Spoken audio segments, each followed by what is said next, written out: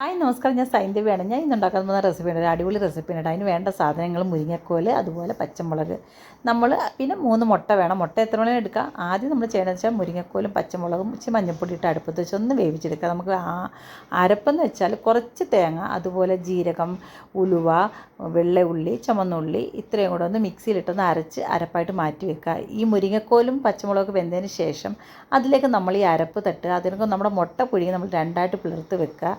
ആദ്യം നമ്മൾ ഈ മുരിങ്ങക്കോലിലേക്കാണ് നമ്മൾ അരപ്പിട്ടൊന്ന് ഇളക്കേണ്ടത്. അതിന് ശേഷം മാത്രമേ നമ്മളിത് മുട്ട എടുത്ത് ഇതിൽ വെക്കാവുള്ളൂ. ജസ്റ്റ് 2 മിനിറ്റ് ഒന്ന് സ്പൂൺ വെച്ച് ഇളക്കിയാൽ മതി. അതിന് ശേഷം നമ്മൾ മുട്ട പറക്കിയിടുക, അതും ഒന്ന് ഇളക്കുക. അതിന് ഒന്ന് ഇളക്കിയതിന് ശേഷം നമ്മളൊരു 5 മിനിറ്റ്, 10 മിനിറ്റ് വേണ്ട, 5 മിനിറ്റ് ഒന്ന് വേവിക്കാൻ വേണ്ടിയിട്ടൊന്ന് അടച്ച് വെക്കുക.